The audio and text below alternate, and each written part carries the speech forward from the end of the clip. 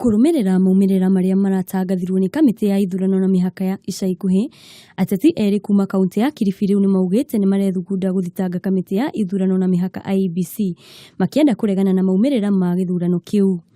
Kuringana na Gideon Mung'aro, uria urahuranagira giturwa kia ungavana na kiama kia Jubilee, githurano kiu gitirari na uma na waragania, akiuga Amason Kingi ni anyitanire na kamiti ya IEBC kuiya githurano kiu. We demand the immediate notification of all election results in Kilifi County. We are calling for fresh, credible and fair elections to be held in Kilifi County to enable the people pick their leaders unhindered. We abhor rigging of any kind.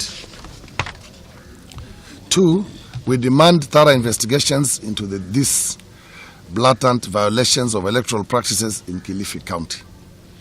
Those investigations should be carried out by independent body, preferably from outside this county.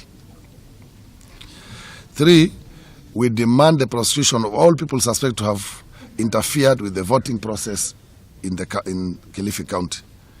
Mweneni wake muhurani wa giturwa kia ungavana kaunti ya Kilifi na kiama gia kadi asili Kazungu Kambi onake ni augite ndaiganire na maumirira macio na ni aguthi igoti-ini kuhinyiriria gucokerwo gwa githurano kiu.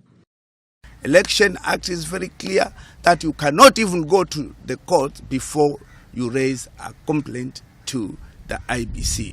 We have followed the law. We are going to follow the law. We are peaceful people.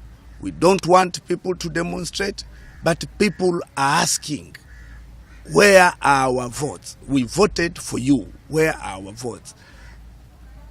A good example is in Mariakani.